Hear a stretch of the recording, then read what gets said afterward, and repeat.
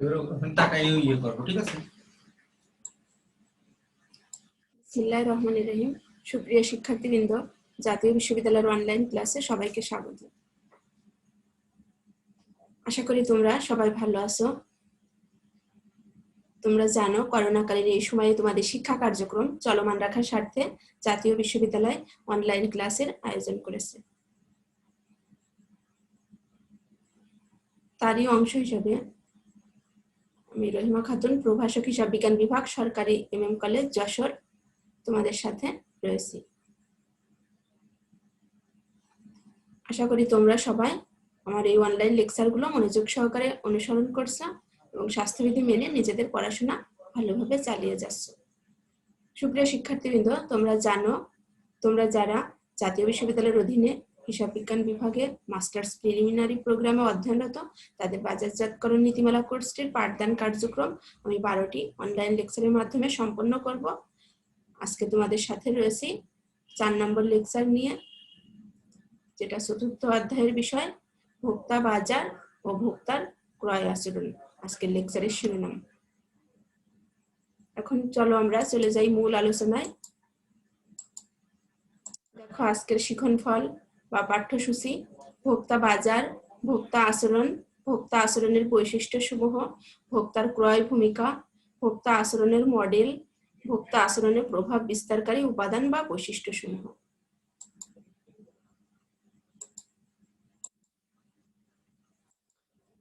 দেখো, ভোক্তা বাজার, কনজিউমার মার্কেট। ভোক্তা কি কারা? ইতিমধ্যে তোমরা জেনেছো যে ভোক্তা হলো যারা চূড়ান্ত ভাবে ভোগের উদ্দেশ্যে পণ্য ক্রয় করে, তাদেরকে ভোক্তা বলা হয়। ভোক্তারা সবসময় ক্রেতা, কিন্তু ক্রেতারা সবসময় যে পণ্য ভোগের উদ্দেশ্যেই ক্রয় করবে বিষয়টি এমন নয়। ক্রেতা ও ভোক্তার মধ্যে কিছু পার্থক্য রয়েছে। ক্রেতারা পণ্য ক্রয় করে আবার পুনরায় বিক্রয় করতে পারে কিংবা পুনঃপ্রক্রিয়াকরণ করতে পারে, পুনরায় নতুন রূপ, নতুন আকৃতিতে পণ্য তৈরি করতে পারে, কিন্তু ভোক্তারা সবসময় পণ্য ভোগের উদ্দেশ্যে ক্রয় করে। তাহলে দেখো, ভোক্তা বাজার, যে বাজার চূড়ান্ত ভোক্তাদের নিয়ে গঠিত হয় তাকে ভোক্তা বাজার বলা হয়। অন্যভাবে বলা যায়, ভোক্তা বাজার বলতে এমন একটি বাজারকে বোঝায় যেখানে বিভিন্ন ব্যক্তিরা বা পরিবারের সদস্যগণ নিজেদের প্রয়োজনের তাগিদে দ্রব্য বা সেবাসমূহ ক্রয় করে থাকে। তার মানে এখানে নিজেদের পরিবারের সদস্যদের প্রয়োজন মেটানো, মানে নিজেদের ভোগের উদ্দেশ্যে পণ্য ক্রয় করা হয়। যে বাজার থেকে যারা ক্রয় করে তারা ভোক্তা বাজারের অন্তর্ভুক্ত। Philip Kotler and Gary Armstrong বলেন, consumer market consist of individuals and households that they buy or acquire goods and services for personal consumption. তার মানে কনজিউমার মার্কেট কনসিস্ট অফ, ভোক্তা বাজার গঠিত কাদের নিয়ে? দেখো, ইন্ডিভিজুয়ালস এন্ড হাউসহোল্ডস, মানে বিভিন্ন ব্যক্তি এবং পরিবার নিয়ে গঠিত। That they buy or acquire, তারা পণ্য ক্রয় করে বা অর্জন করে। গুডস এন্ড সার্ভিসেস, পণ্য বা সেবাসমূহ ফর পার্সোনাল কনজাম্পশন, মানে ব্যক্তিগত ভোগের জন্য তারা পণ্য ক্রয় বা অর্জন করে, পণ্য বা সেবা। তাহলে ক্লিয়ার হলো যে ভোক্তা বাজার যারা চূড়ান্ত ভোগের উদ্দেশ্যে পণ্য ক্রয় করে তাদেরকে নিয়ে যে বাজার গঠিত হয় সেটাই ভোক্তা বাজার বা কনজিউমার মার্কেট। এই যে দেখো বাজারের ছবি, এখানে ভোক্তা বাজার, ভোক্তারা পণ্য ক্রয় করে এখান থেকে। আরো কিছু ছবি আছে, দেখবে। এবার আমরা আসি ভোক্তার ক্রয় আচরণ, কনজিউমার বাইং বিহেভিয়ার। পণ্যদ্রব্য সেবা সামগ্রী ক্রয়ের সময় কিংবা নির্বাচনের সময় কিংবা ক্রয়ের পরিকল্পনা গ্রহণ, বাস্তব ক্রয় এবং ভোগ বা ব্যবহারের সময় ভোক্তা যে আচরণ করে তাকে ভোক্তার ক্রয় আচরণ বলে। এক কথায় বলা যায় যে পণ্য ক্রয় করার সময় ভোক্তা যে আচরণ করে তার সমষ্টিকেই ভোক্তার আচরণ বলা হয়, ভোক্তার ক্রয় আচরণ বলা হয়। স্টিভেন জে স্কিনার বলেন, দেখো, consumer behaviour is the action, মানে ভোক্তা আচরণ হলো কিছু কার্যক্রম, এন্ড ডিসিশন প্রসেসেস, তার মানে সিদ্ধান্ত প্রক্রিয়া সমূহ, অফ পিপল, সেই লোকদের, হু পারচেজ গুডস এন্ড সার্ভিসেস, যারা পণ্য বা সেবা সমূহ ক্রয় করে, ফর পার্সোনাল কনজাম্পশন, ব্যক্তিগত ভোগের জন্য। তার মানে দেখো যে যখন পণ্য বা সেবা সামগ্রী ক্রয় করার সময় যে আচরণের বহিঃপ্রকাশ ঘটে তখন সেটাই হলো ভোক্তার ক্রয় আচরণ। যে সকল প্রকৃত সম্ভাব্য ব্যবহারকারী জনসাধারণ বাজারে পণ্য সেবা বা ধারণা ব্যবহার করে তাদের কার্যাবলীকেই ভোক্তার আচরণ বলা হয়। ক্লিয়ার? দেখো, consumer behaviour, the study of how people make decisions.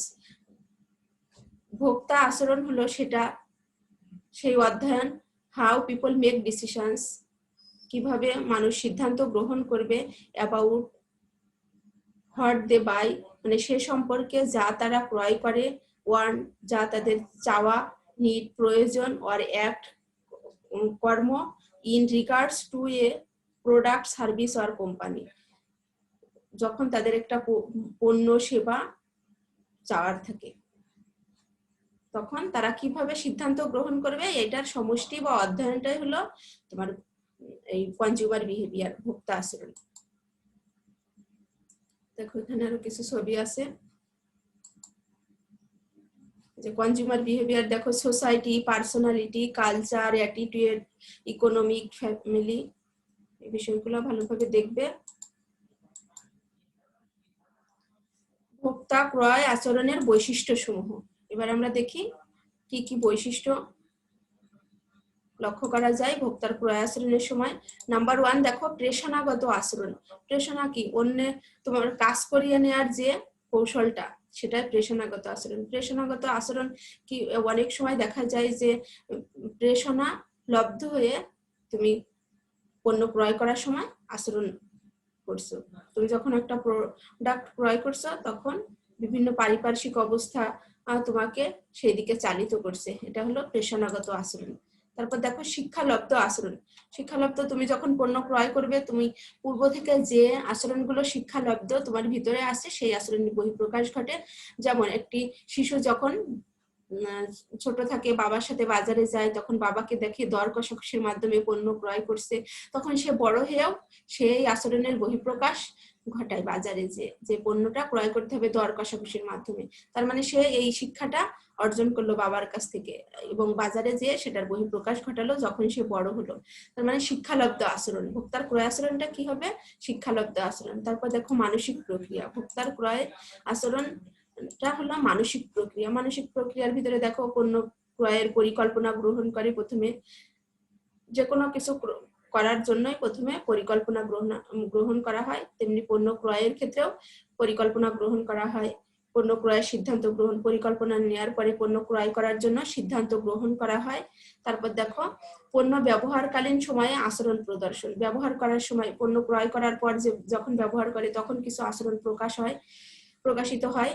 তারপর পণ্য ব্যবহারের পর ভোক্তার অনুভূতি। পণ্য ব্যবহার করে যদি ভোক্তা স্যাটিসফাইড হয় তাহলে সন্তুষ্টির সেরকম অনুভূতি প্রকাশ করবে। আবার যদি খারাপ হয়, প্রোডাক্টটা ব্যবহার করে যদি পজিটিভ রেজাল্ট না পায় তাহলে সে ধরনের অনুভূতি প্রকাশ করবে। মানে টোটালি একটা মানসিক প্রক্রিয়া এই ভোক্তার ক্রয় আচরণ।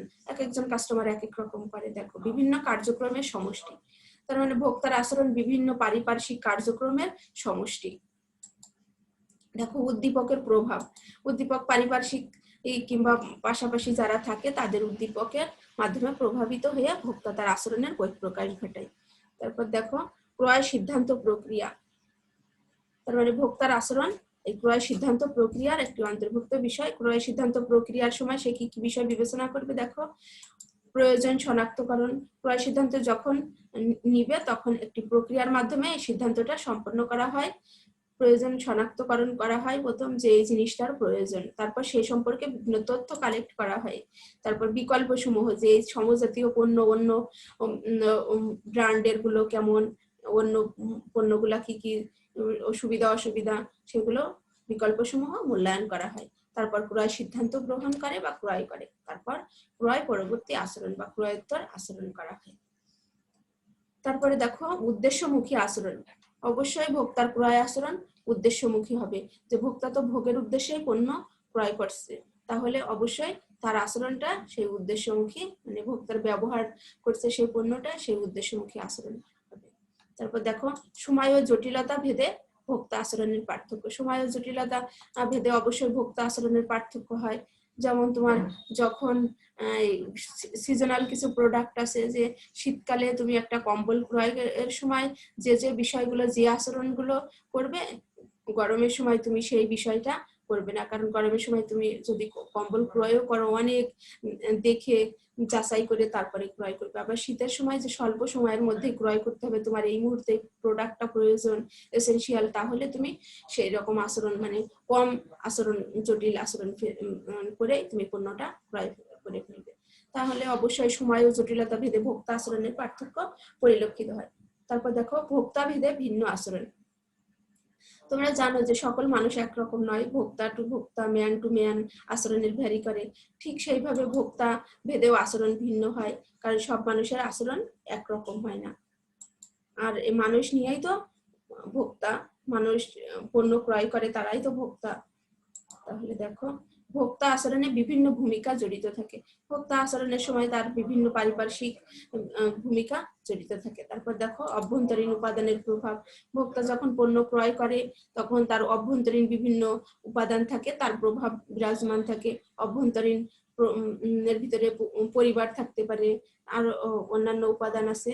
আর দেখো বাহ্যিক উপাদান, বাইরের বিভিন্ন পক্ষ থাকতে পারে, সেই পক্ষগুলো বাহ্যিক উপাদানের উপাদান, যেগুলো তোমার এই যে ভোক্তার ক্রয় আচরণে প্রভাব বিস্তার করে। আর এই সবগুলো বিষয় তোমার ভোক্তার ক্রয় আচরণের বৈশিষ্ট্য। তারপর দেখো যে ফিচার্স অফ কনজিউমার বিহেভিয়ার, কি কি? মোটিভেশনাল বিহেভিয়ার, প্রেষণাগত আচরণ, লার্নার্ড বিহেভিয়ার, শিক্ষালব্ধ আচরণ, কম্বিনেশন অফ ভ্যারাইস অ্যাক্টিভিটিস, বিভিন্ন কার্যক্রমের সমষ্টি। এই যে কনজিউমার বিহেভিয়ারটা বিভিন্ন কার্যক্রমের সমষ্টি। মেন্টাল প্রসেস, মানসিক প্রক্রিয়া, বাইং ডিসিশন প্রসেস, ক্রয় সিদ্ধান্ত প্রক্রিয়া। ইনফ্লুয়েন্স অফ ইন্টারনাল ফ্যাক্টরস, বিভিন্ন ইন্টারনাল ফ্যাক্টরস দ্বারা প্রভাবিত হয় অভ্যন্তরীণ। আর ইনফ্লুয়েন্স বাই এক্সটার্নাল ফ্যাক্টরস, বাহ্যিক বিভিন্ন উপাদান দ্বারা প্রভাবিত হয়। ইনফ্লুয়েন্স বাই স্টিমুলি, উদ্দীপকের দ্বারা প্রভাবিত হয়। ভ্যারাইটি সিকিং বাইং বিহেভিয়ার, বিভিন্ন কাস্টমাররা বিভিন্ন ধরনের বিহেভিয়ার করে, ব্যবহার করে, মানে ভোক্তা ভেদে আচরণ ভিন্ন হয়। Varied behaviour among the customer, কাস্টমারদের মধ্যে বিভিন্ন পার্থক্য পরিলক্ষিত হয়।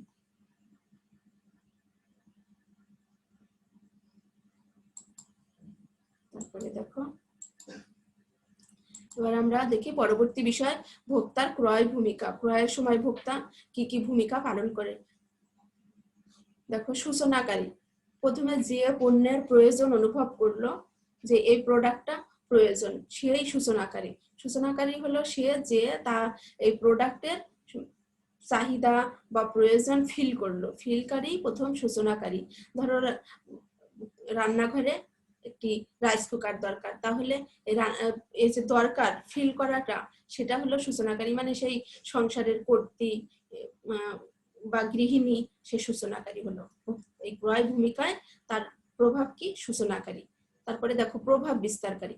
প্রভাব বিস্তারকারী যে এই সিদ্ধান্ত, কি প্রোডাক্ট, কোন ব্র্যান্ডের প্রোডাক্টটা ক্রয় করা হবে, এই যে প্রভাব, সিদ্ধান্ত গ্রহণ করার ক্ষেত্রে এই যে তোমার প্রভাব বিস্তারকারী, মানে পারিপার্শ্বিক আরো সদস্যরা আছে, পরিবারে আরো সদস্যরা আছে, তারা প্রভাব বিস্তার করে সেই যে কোন ব্র্যান্ডেরটা ক্রয় করলে ভালো হবে, কোনটার কি সুবিধা অসুবিধা আছে, এগুলো প্রভাব বিস্তার করে।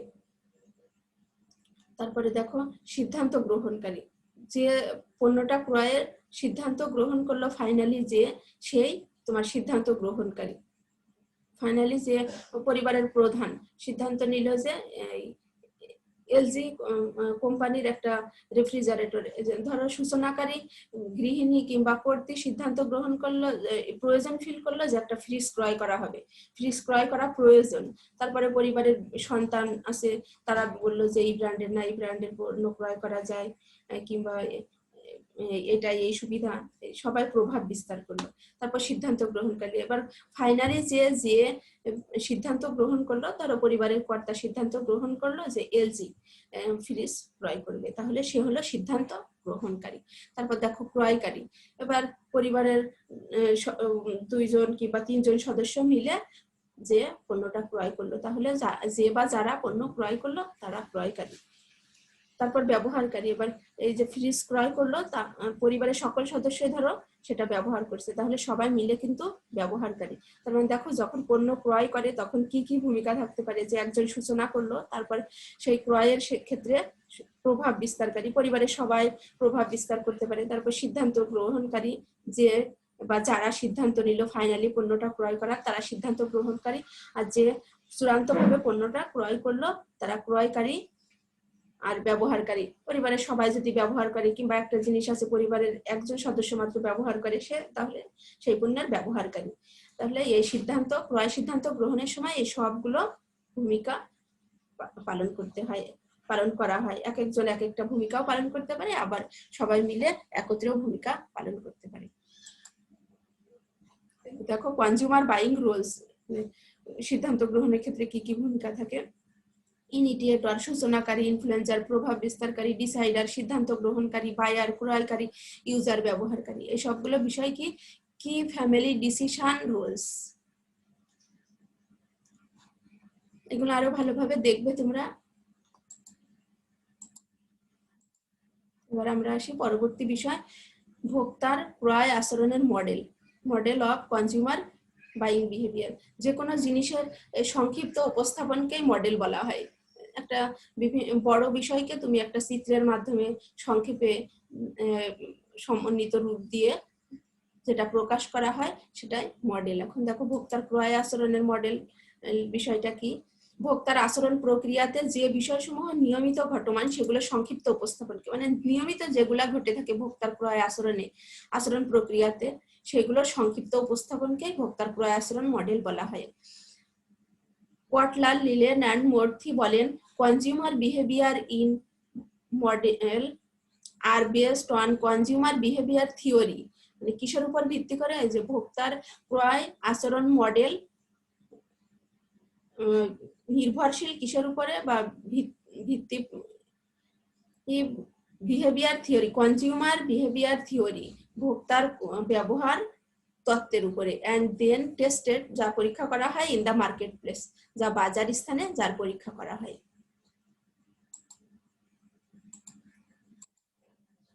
ভোক্তার ক্রয় আচরণের মডেল এবার আমরা দেখি।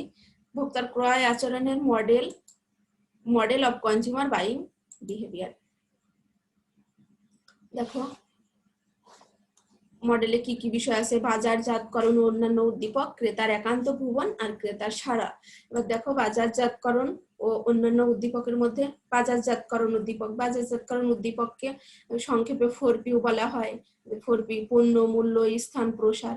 Product, price, place, promotion.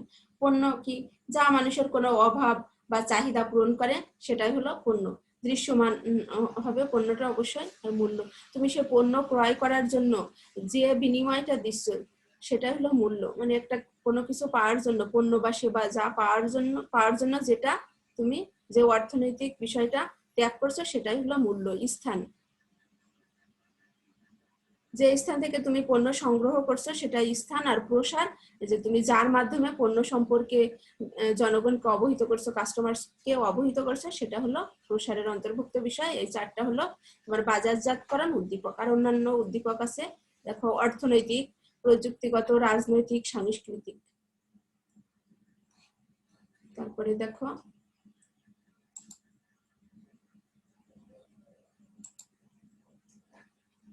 অর্থনৈতিক বিষয়টা। অর্থনীতি যে কোনো বিষয়ের ক্ষেত্রেই তোমার আগেই অর্থ প্রয়োজন, তাহলে অর্থনৈতিক উপাদান এই যে তোমার অন্যান্য উদ্দীপকের মধ্যে যেটা ভোক্তার ক্রয় আচরণ মডেলে প্রভাব বিস্তার করে। প্রযুক্তিগত পরিবর্তন, প্রতিনিয়ত প্রযুক্তি আপডেট হচ্ছে, তাহলে অবশ্যই ভোক্তার ক্রয় আচরণের সময়ও তোমার প্রযুক্তিগত পরিবর্তন লক্ষ্য করা যায়। তাহলে অবশ্যই এই মডেল করার সময় প্রযুক্তিগত পরিবর্তনগুলো বিবেচনায় রাখতে হবে। তারপর রাজনৈতিক সরকারি বিভিন্ন নিয়ম কানুন, বিধি নিষেধ, আইন অধ্যাদেশ আছে যেগুলো তোমার এই যে ভোক্তার ক্রয় আচরণ মডেলের প্রাসঙ্গিক বিষয়। তারপর সাংস্কৃতিক, এক এক দেশের সংস্কৃতির মানুষের এক এক বিষয় ভালো লাগে। সব প্রোডাক্ট, সব সেবা যে একই বিষয়ের উপর কিংবা সব জনগণ সব বিষয়ে সব প্রোডাক্টে সাড়া দেবে এমন না, তাহলে সংস্কৃতি ভেদেও তোমার মানুষের ভোগ কিংবা আচরণ ভোক্তার পার্থক্য পরিলক্ষিত হয়। ক্রেতার একান্ত ভুবন, ক্রেতার একান্ত ভুবনে দেখো ক্রেতার বৈশিষ্ট্য সমূহ, ক্রেতার একান্ত নিজস্ব কিছু বৈশিষ্ট্য থাকবে, তারপর ক্রেতার সিদ্ধান্ত প্রক্রিয়া, তারপর ক্রেতা সিদ্ধান্ত গ্রহণ করবে যে কোন প্রসেসে পণ্যটা ক্রয় করা যায়। আর জানো যে ক্রয় সিদ্ধান্ত একটা প্রক্রিয়ার মাধ্যমেই সম্পন্ন হয়। তারপর দেখো ক্রেতার সাড়া, ক্রেতা কিভাবে সাড়া দিবে, ক্রয়ের মনোভাব ও অগ্রাধিকার ক্রয়, প্রথমে ক্রয়ের মনোভাবটা নিয়ে আসবে যে আমার এই পণ্যটা ক্রয় করব, তারপর অগ্রাধিকার আর ক্রয় যে কোন কোন ভাবলো যে এক সময় 2টি বা 3টি জিনিসের প্রয়োজন ফিল করলো, যে ক্রয়ের মনোভাব করলো, কিন্তু কোনটা আগে সে ক্রয় করবে, কোন পণ্য ক্রয়ের ক্ষেত্রে অগ্রাধিকার দিবে। ধরো একটি পরিবারে একটি টেলিভিশন এবং একটি ফ্রিজ একই সময়ে প্রয়োজন, ক্রয়ের মনোভাব স্থির করা হলো যে দুইটাই ক্রয় করবে, কিন্তু কোনটা অগ্রাধিকার ভিত্তিতে ক্রয় করবে। তাহলে প্রথমে ক্রয়ের মনোভাব স্থির করার পরে অগ্রাধিকার ভিত্তিতে কোন প্রোডাক্ট, যে কোনো একটা প্রোডাক্ট আগে কিনলো, তাহলে যেটা আগে কিনা হলো সেটাই অগ্রাধিকার আর পেলো।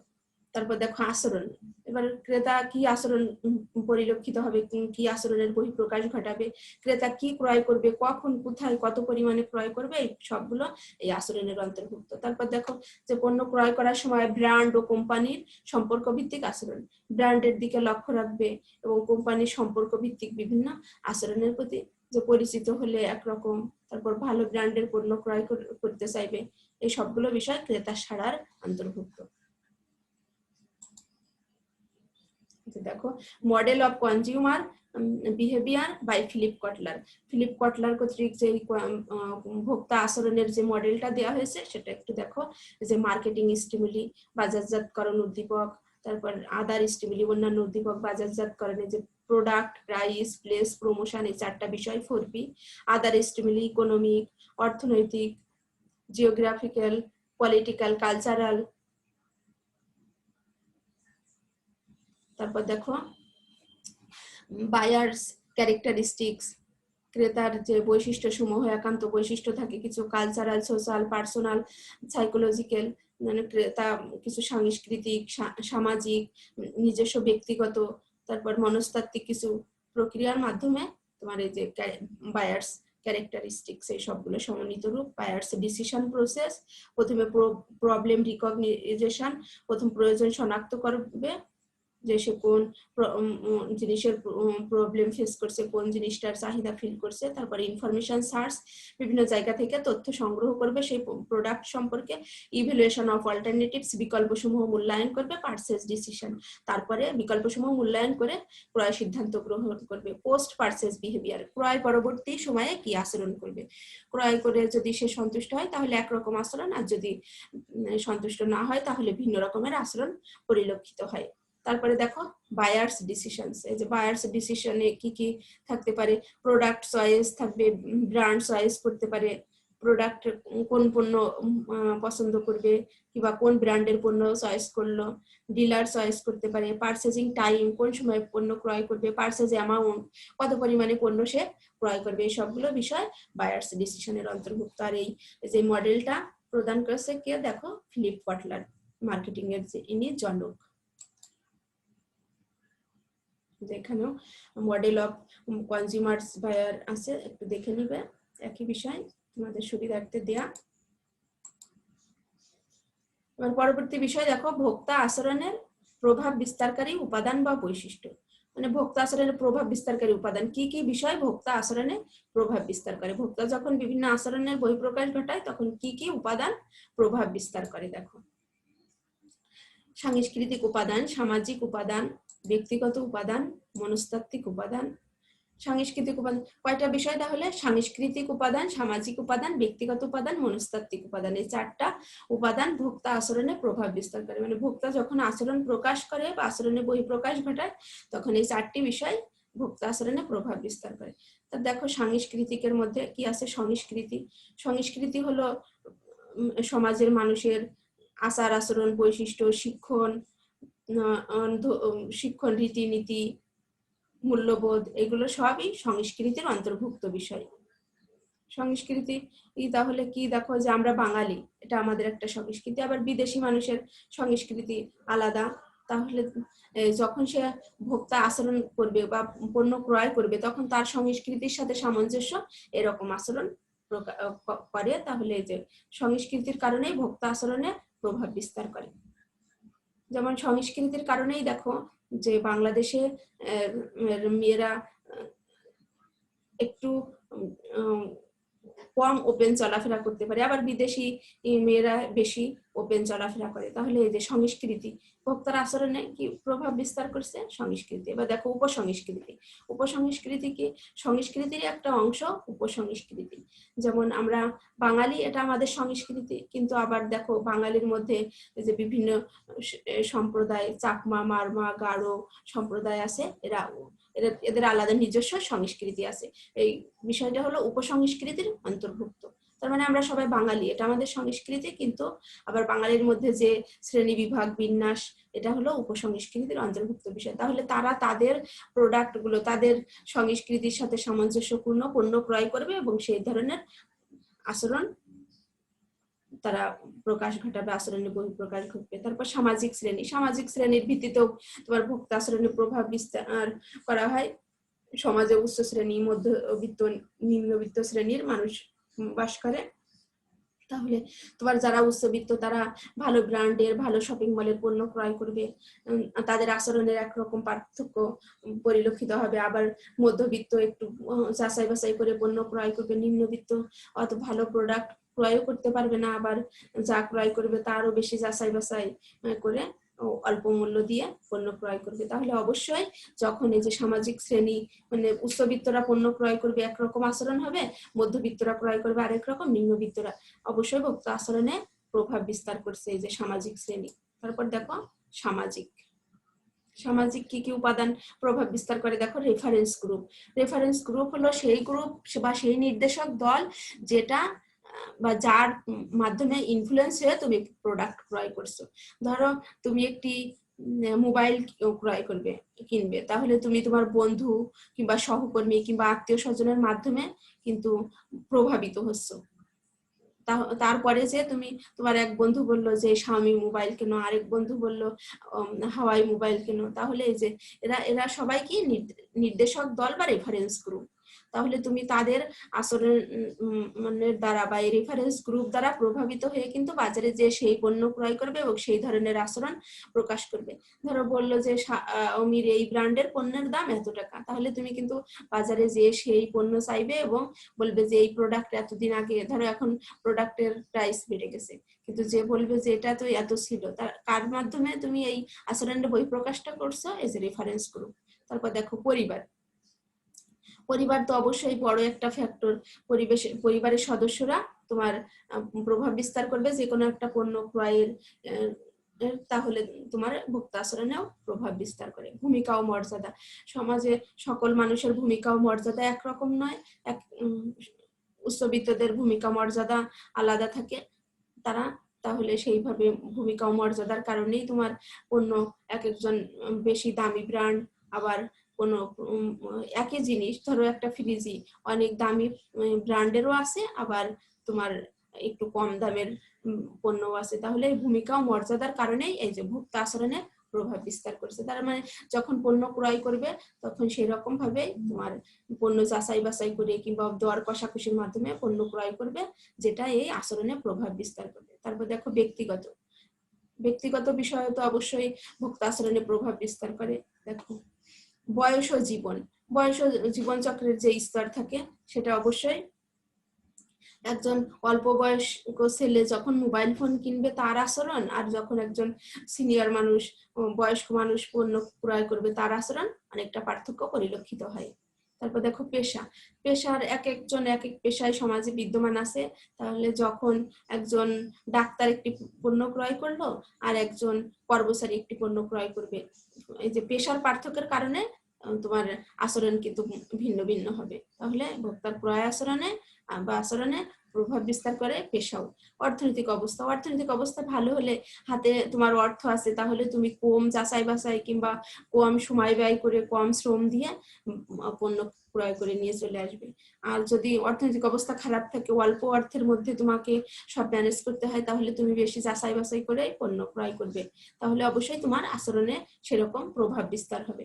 তারপর দেখো জীবনযাপন প্রণালী, এক একজনের জীবনযাপন প্রণালী এক এক রকম। তাহলে যখন বাজার থেকে পণ্য ক্রয় করবে তখন জীবনযাপন প্রণালী অবশ্যই ভোক্তা আচরণে প্রভাব বিস্তার করবে। ব্যক্তিত্ব, নিজস্ব ধারণা এবং কিছু ব্যক্তিত্ব সবারই স্বতন্ত্র ব্যক্তিত্ব থাকে, স্বতন্ত্র কিছু ধারণা থাকে, যেগুলো তোমার ভোক্তা আচরণে প্রভাব বিস্তার করে। এই বিষয়গুলো দেখো ব্যক্তিগত উপাদানের অন্তর্ভুক্ত। তারপর দেখো মনস্তাত্ত্বিক উপাদান। মনস্তাত্ত্বিক কি? যে প্রেষণা, মানে অন্যের দ্বারা ইনফ্লুয়েন্স হয়ে তুমি যে আচরণটা প্রেষিত হলে। তারপর প্রত্যক্ষণ, তারপর শিক্ষণ, প্রত্যক্ষণ, তারপর বিভিন্ন বিষয়ের প্রত্যক্ষণ করে অনুধাবন করে তুমি যে বিষয়টা সিদ্ধান্ত গ্রহণ করলে কিংবা আচরণ প্রকাশ করলে সেটা প্রত্যক্ষণের অন্তর্ভুক্ত। আর শিক্ষণ, যে তুমি শিক্ষালব্ধ হয়ে আগে থেকে একটা মেন্টালি তুমি শিক্ষা গ্রহণ করেছো যে এই প্রোডাক্ট ক্রয় করতে গেলে এই ধরনের আচরণ করা লাগে, কিংবা পূর্বে থেকে তুমি দেখে আসছো, সেটা হলো এই শিক্ষণের অন্তর্ভুক্ত। তারপর বিশ্বাস ও মনোভাব, এই সবগুলো বিষয় মনস্তাত্ত্বিক বিষয়ের অন্তর্ভুক্ত। এই সবগুলোর সমষ্টি দেখো এই যে ক্রেতা। তার মানে এই যে সংস্কৃতি, সাংস্কৃতিক উপাদান, সামাজিক উপাদান, ব্যক্তিগত উপাদান, মনস্তাত্ত্বিক উপাদান, সবগুলো সমষ্টি কি? ক্রেতা। তার মানে পণ্য ক্রয় করবে ক্রেতা, আর যখন তোমার আচরণ ক্রয় করার সময় যে বিভিন্ন আচরণ করবে যা তোমার এই যে বিষয়গুলো দ্বারা প্রভাব বিস্তার করে, সাংস্কৃতিক, সামাজিক, ব্যক্তিগত, মনস্তাত্ত্বিক। দেখো influence of consumer behaviour, internal influence, external. Internal কি অভ্যন্তরীণ প্রভাব বিস্তার করে, কি পার্সোনাল ফ্যাক্টরস আর সাইকোলজিক্যাল ফ্যাক্টরস। পার্সোনাল মধ্যে age, income, occupation, lifestyle, personality. তারপর psychological factors motivation, perception, learning, beliefs and attitude. Cultural, external factors, এই দুইটা ইন্টারনাল ফ্যাক্টরস অভ্যন্তরীণ, আর এই দুইটা এক্সটার্নাল বাহ্যিক প্রভাব। বাহ্যিক প্রভাবের উপাদান কি দেখো cultural factors, culture, subculture, social class. আর social factors family, reference group, role and status. এই বিষয়গুলো আরো ভালোভাবে দেখবে। তারপর দেখো major influence on business buyer behaviour. দেখো বিজনেস বায়ার বিহেভিয়ার, এনভায়রনমেন্টাল বিষয় আছে, এই অর্গানাইজেশনাল, তারপর ইন্টারপার্সোনাল, ইন্ডিভিজুয়াল, বায়ার্স। এই সবগুলো বিষয় যে বায়ার্স যখন পণ্য ক্রয় করবে তখন এই বিষয়গুলো প্রভাব বিস্তার করে বায়ারের আচরণের ক্ষেত্রে। ফ্যাক্টরস ইনফ্লুয়েন্সিং কনজিউমার বিহেভিয়ার, কি বিষয় কনজিউমার বিহেভিয়ারে প্রভাব বিস্তার করে ভোক্তার ক্রয় আচরণে।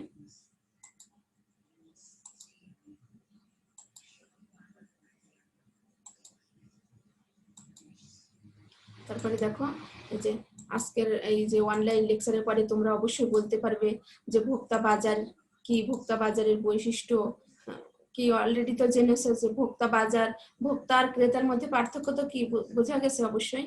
ভোক্তারা পণ্য ক্রয় করে কিসের জন্য? নিজস্ব ভোগের জন্য।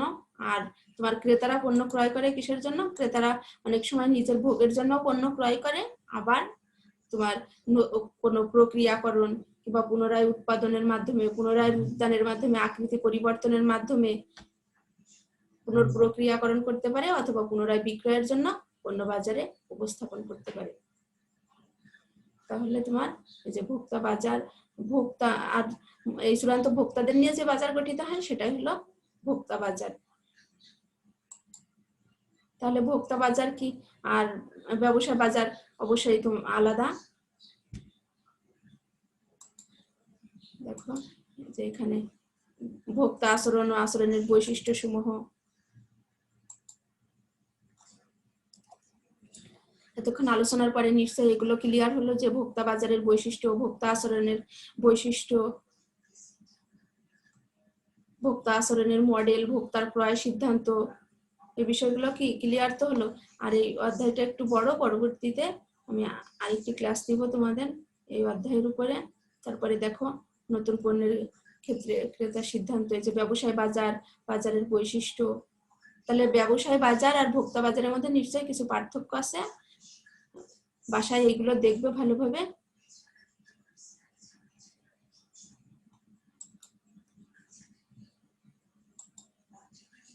তথ্য সূত্র দেওয়া আছে তোমাদের জন্য।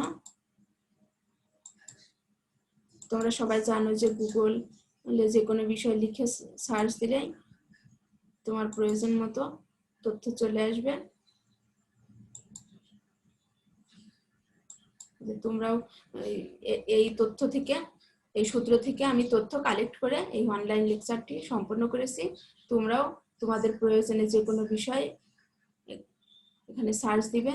আর তোমরা জানো যে মার্কেটিং এর জনক ফিলিপ কটলার, তোমরা ফিলিপ কটলারের ইংরেজি বইটা অনুসরণ করতে পারো, যে ফিলিপ কটলার আর প্রিন্সিপালস অফ মার্কেটিং, এই বইটি তোমরা অনুসরণ করবে। আর বাংলা মিডিয়াম বিভিন্ন বই আছে, তোমরা যে কোনো একটি অনুসরণ করবে। তবে মূল বেসিক হিসেবে তোমরা এই যে ফিলিপ কটলারের প্রিন্সিপালস অফ মার্কেটিং এই বইটি দেখবে। আর তোমাদের ক বিভাগ, খ বিভাগ, গ বিভাগ 3 পার্টে প্রশ্ন আসে। ক বিভাগে খুব সংক্ষিপ্ত প্রশ্ন, আর খ বিভাগে 4 নম্বরের জন্য প্রশ্ন আসে, আর গ বিভাগে তোমার 10 নম্বরের জন্য প্রশ্ন আসে। এই সবগুলো বিষয় তোমার যে কোনো ভাবে প্রশ্ন আসতে পারে। এখন বেসিক জিনিসটা জানা থাকলে তুমি যে কোনো ভাবে প্রশ্নের উত্তর করতে পারবে।